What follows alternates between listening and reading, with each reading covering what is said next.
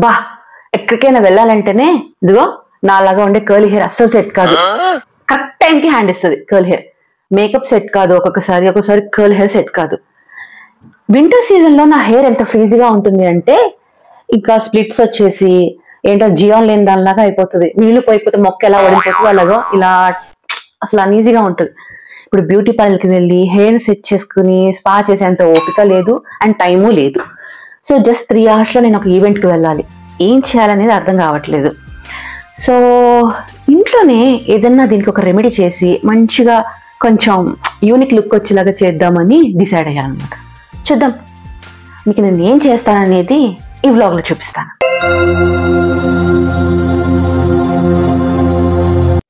Hi hello welcome back to my channel Bhavani బంగారం. ఈ రోజు నేను ఒక ఈవెంట్కి వెళ్ళబోతున్నాను. కానీ నా హెయిర్ చూస్తే ఎలాగో ఉంది. అందుకని what I care, what I do to my hair అనేది నేను ఈ వ్లాగ్ లో చూపించబోతున్నాను. చాలా సింపుల్ అండ్ ఈజీ టిప్ అనమాట అది. సో అది నా పర్సనల్ గా నా ఇష్టపడే చాయిస్ అనమాట.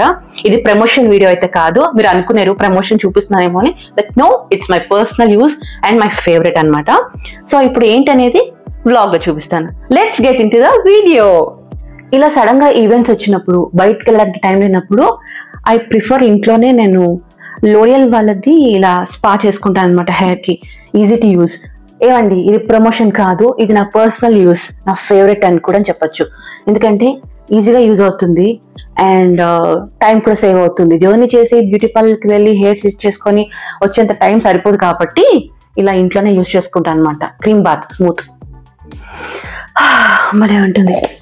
సో ఇలా అండ్ దీంతో పాటు ఒకప్పుడు అంటే ఇది నేను తీసుకొని కూడా 1 year దాటిపోయింది. అప్పుడు ఈ యాంపుల్స్ కూడా తీసుకున్నాను అనమాట. యాంటీ డాండ్రఫ్ యాంపుల్స్ అనమాట ఇవి. కానీ నాకు డాండ్రఫ్ లేదు, ఎందుకైనా మంచిది కదా అని తీసుకున్నాను. షూట్స్ లో మాకు ఎలా ఉంటుందంటే ఆ స్ప్రేస్ అని కానీ ఒక్కొక్కసారి జెల్స్ పెట్టి ఇవన్నీ పెట్టి తెలియకుండానే డాండ్రఫ్ వస్తుంది. అందుకనే అప్పుడు తీసుకున్నా. బట్ నేను ఒక్కటే కొంచెం యూజ్ చేశాను, మిగతా అన్ని అలాగే ఉండిపోయాయి మొత్తం దీంట్లో. సో దీంతో నాకు ఇప్పుడు ఏం పని లేదు. ఈ స్పా అనేది ఎలా యూజ్ చేస్తాను అనేది ఇప్పుడు చెప్తాను. హెడ్ బాత్ చేసేసాను కదా, ఇప్పుడు ఈ స్పాని నాకు ఎంత కావాలో అంత ఒక బౌల్లో వేసుకొని హ్యాపీగా ఇలా ఒక్కొక్కటి చిన్ని పాయిగా తీసుకొని అప్లై చేసుకోవాలి. సో ఈ 4 spoons అయితే నేను ఒక బౌల్లో తీసుకున్నాను, నాకు సరిపోతుంది. ఇది ఎలా ఉంది చూసారా? కర్డ్ని మనం ఇలా మిక్స్ చేస్తే అలా ఉంటున్నట్టుంది. Cream, smooth cream and curd లాగా ఉంటుంది. సరే ఇంకెందుకు లేట్, బౌల్లో తీసుకున్నాను కదా, హెయిర్కి అప్లై చేయాలి. ఇంకొకటి నాకు బ్రష్తో వేస్తే ఎందుకో సెట్ అవ్వదు, ఆ బ్రష్కి అంటుకొని కిందంతా పడిపోతుంటుంది. అందుకే నేను హ్యాండ్తోనే ప్రిఫర్ చేస్తా.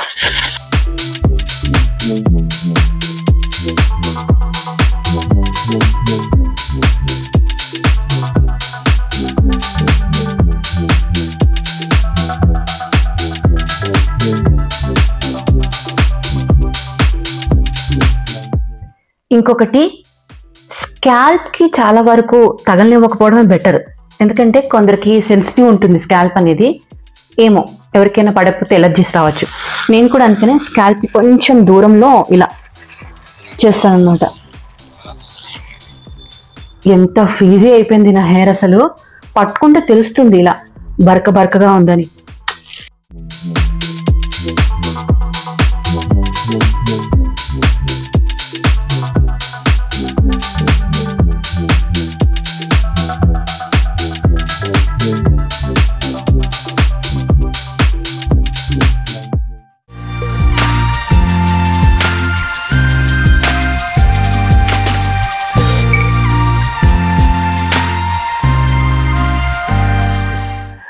మీరు అనుకోవచ్చు ఒక హ్యాండ్కి గ్లౌజ్ వేసింది ఇంకో హ్యాండ్కి వేయలేదు అని.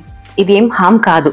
నాకు ప్లాస్టిక్ వేసి ఇలా 2 చేతులకి ఇలా అంటుంటే సరిగ్గా అంటే ఇది ఎక్కడెక్కడ హెయిర్కి అంటుకుంటుందో అర్థం కావట్లేదు. అందుకనే ఒక హ్యాండ్కి మాత్రమే వేసాను.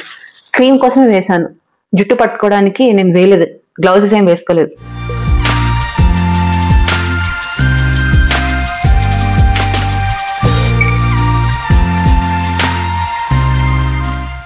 ఎంత కేర్ తీసుకున్నా కూడా పడిపోతుంది. అందుకని ఇలాంటి వాటికి పాత డ్రెస్సులు వేసుకోవాలి.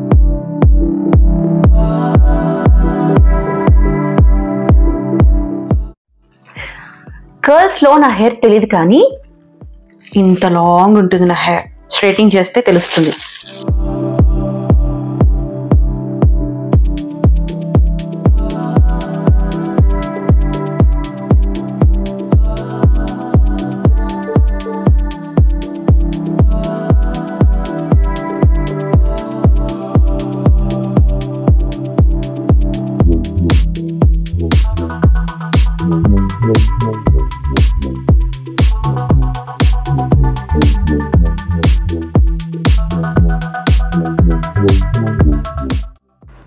కరెక్ట్గా 4 స్పూన్స్ అయితే సరిపోయింది నా హెయిర్కి.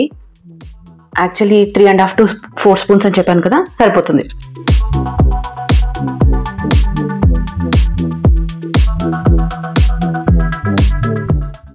ఇప్పుడు ఒక 20 minutes వెయిట్ చేయాలి. వెయిట్ చేసిన తర్వాత దీన్ని వాష్ చేయాలి. ఇంకొకటి, లాంగ్ హెయిర్ ఉంది, సిల్క్ ఉన్నా, కర్ల్స్ ఉన్నా, ఎలాంటి హెయిర్కైనా ఇది సరిపోతుంది. అంటే 4 స్పూన్స్ కాదు, ఇంకొంచెం ఎక్కువ తీసుకోండి క్వాంటిటీ. నాకైతే ఇది ఓకే. ఇప్పుడు ఫుల్ అయిపోయింది కదా, దీన్ని ప్యాక్ చేసి లేదంటే అలాగే వదిలేస్తాను. ప్యాక్ చేస్తే టైం పడుతుంది ఆరడానికి. చెప్పాను కదా ఈవెంట్ ఉంది అని, టైం సరిపోదు. సో దీన్ని ఇప్పుడు ఇలాగే వదిలేసి 20 minutes తర్వాత మళ్ళీ ఒక్కసారి ఎలా ఉందో చూపిస్తాను మీకు. ఇది కొంచెం హెయిర్కి పట్టుకొనివ్వండి. అన్నట్టు ఇంకో విషయం, ఈ క్రీమ్ బాత్ పెట్టిన తర్వాత ఒక 5 minutes అయితే మనం ఒకసారి స్టీమ్ పెట్టాల్సింది ఉంటుంది. ఈ వేడి ఏదైతే మనం స్టీమ్ పెడతామో పోర్స్ ఓపెన్ అవుతుంది. ఈ క్రీమ్ బాత్ ఏదైతే మనం పెట్టామో మంచిగా హెయిర్ లోపలికి వెళ్ళి అంత నీట్గా అవుతుంది అనమాట. అందుకనే స్టీమ్ అయితే పెట్టాలి. ఇప్పుడు ఒక 5 minutes దీనికి స్టీమ్ ఇచ్చేస్తాను.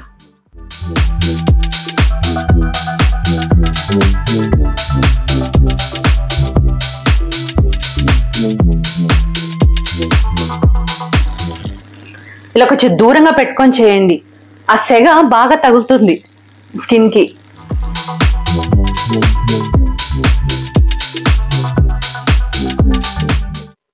ఈ స్టీమర్ అనేది హెయిర్కి మాత్రమే కాదు, మనకి కోల్డ్ ఉన్నా, నోస్ బ్లాక్ అయిపోయినా కూడా ఈ స్టీమర్ బాగా పనిచేస్తుంది. అప్పుడప్పుడు ఎప్పుడైనా బాగా కోల్డ్ ఉన్నప్పుడు ఏదైనా ఊర్లోకి వెళ్తే మనము వాటర్ పడక ఒక్కొక్కసారి థ్రోట్ ఇన్ఫెక్షన్ లాగా లేకపోతే జస్ట్ నార్మల్ ఫ్లూ అయితే వస్తుంది కదా మనకి, అప్పుడు ఇలాంటివి వాడాలన్నమాట. చాలా రిలీఫ్ ఉంటుంది.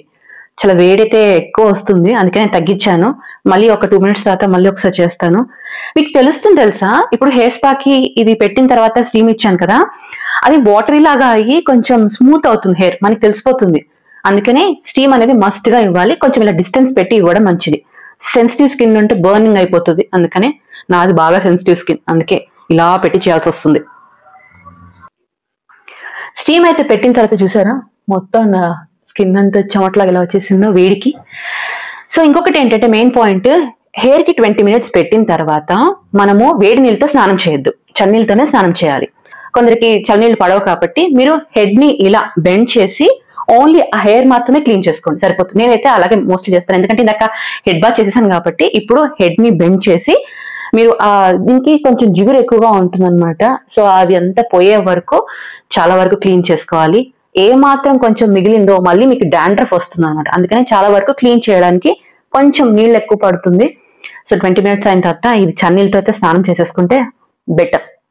హెయిర్ ఎప్పుడైతే క్లీన్ చేసామో మీరు బ్లో డ్రైయర్ కానీ పెట్టద్దు, హీటర్ అస్సలు పెట్టద్దు.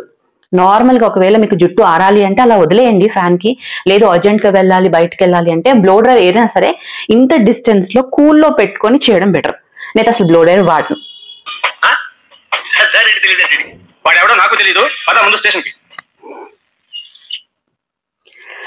20 minutes అయితే టైం పాస్ చేయాలి కాబట్టి నాకు బ్రహ్మానందం గారి కామెడీ అయితే అసలు ఎన్నిసార్లు సినిమా చూసినా ఎన్నిసార్లు కామెడీ చూసినా కూడా అసలు వేరే లెవెల్.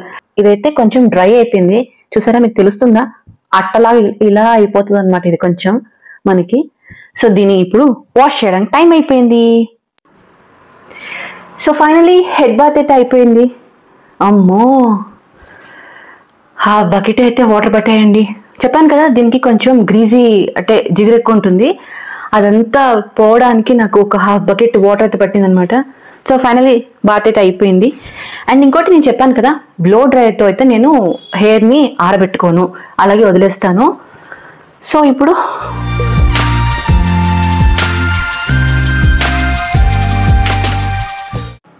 ఎంత స్మూత్గా ఉంటుందంటే వేరియేషన్ మీకు తెలిసిపోతుంది. హెయిర్ స్పా అంటే తెలియని వాళ్ళు ఎవ్వరూ ఉండరు. చాలా వరకు కాలేజ్ గర్ల్స్ నుంచి పెద్దవాళ్ళ వరకు అందరికీ హెయిర్ స్పా గురించి తెలుసు. చాలామంది ఇంట్లో చేసుకుంటారు హెయిర్ స్పాని.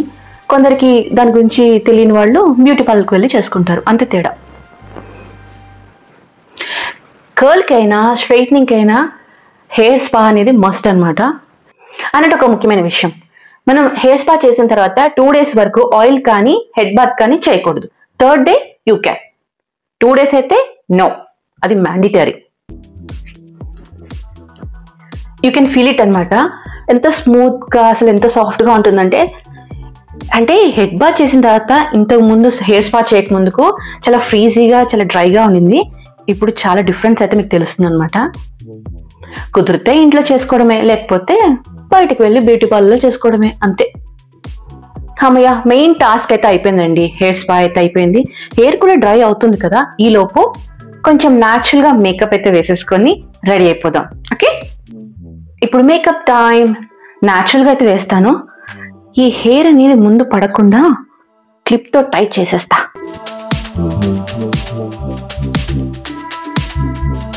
ఇలా సెట్ చేసేసుకొని సో మేకప్ స్టార్ట్.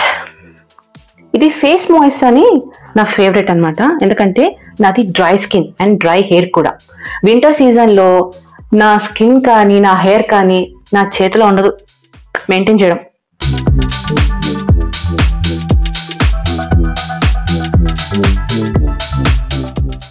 ఇలా స్కిన్లో మాయిశ్చరైజర్ పెనిట్రేట్ అయిపోయే వరకు రబ్ చేశాను. ఎక్కువ తీసుకోలేదు, మళ్ళీ ఆయిల్గా అయిపోతుంది కదా, అందుకనే. సో నెక్స్ట్ ఇప్పుడు ఫౌండేషన్ టైం. ఇది మెబ్లైన్ కంపెనీ వాళ్ళది.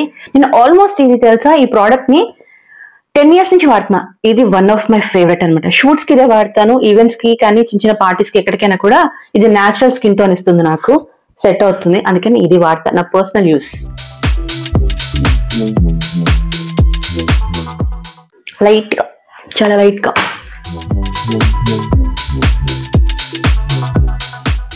అసలు వేసామా వేయలేదా అన్నట్టు ఉంటుంది నా మేకప్.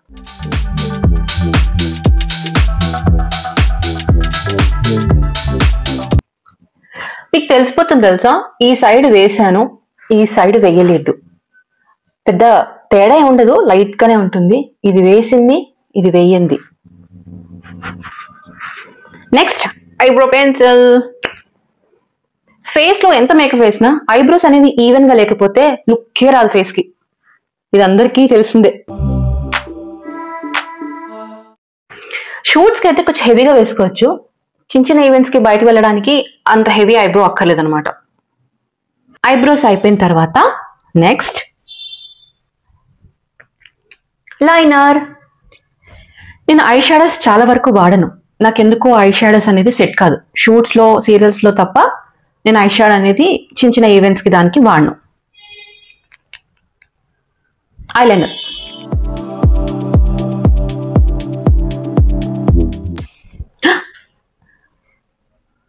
ఏదైనా తొందరగా వెళ్దాం, తొందరగా చేద్దాం అంటే ఇగో ఇలాంటి ట్విస్ట్లు ఉంటాయి అనమాట. చూసారా, లైనర్ అంటేసింది.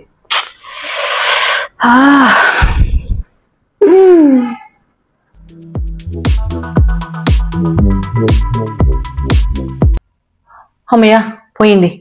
ఎప్పుడు ఇంతే, హడావిడి ఉన్నప్పుడే అది పడిపోవడమో ఇది ఇలా అయిపోవడమో, ఏదో ఒకటి హడావిడిలో ఉన్నప్పుడు. మీకు ఇలాగే అవుతుంటది కదా, కంగారులో ఉన్నప్పుడే సెట్ అవ్వదు ఏది కూడా. సో లైనర్ అయితే అయిపోయింది. ఇప్పుడు మస్కారా.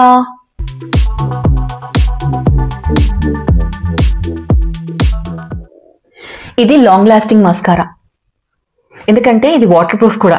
మీరు వర్షాలు తడిచినా కూడా వాటర్ వచ్చిన డస్ట్ కి ఏమీ పోదు, ఇలా బ్లాక్ అయిపోతుందన్న టెన్షన్ కూడా లేదు. మీరు ఇది రిమూవ్ చేయాలి అంటే కొబ్బరి నూనె కానీ లేదా ఏదైనా మేకప్ రిమూవర్ క్రీమ్ తో కానీ అయితేనే ఇది రిమూవ్ అవుతుంది, లేదంటే వాటర్ తో అస్సలు అవ్వదు.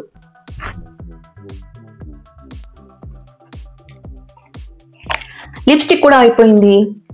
ఇది కూడా లాంగ్ లాస్టింగే. మీరు తిన్నా కూడా ఇది పోదు తొందరగా, కాఫీలు తాగినా కూడా పోదు. ఈ మధ్య కాలంలో ఇది నా వన్ ఆఫ్ మై ఫేవరెట్ అని చెప్పొచ్చు. చాలా లిప్స్టిక్స్ ఉన్నాయి నాకు, బట్ ఇది బాగుంటుంది, న్యాచురల్ గా ఉంటుంది. మళ్ళీ రెడ్ మెరూను వద్దులే. సో నెక్స్ట్ ఇప్పుడు బొట్టు పెట్టుకోవాలి.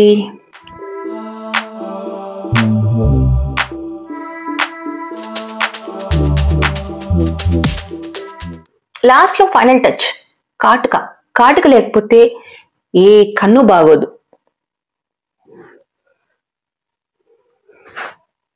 See the difference?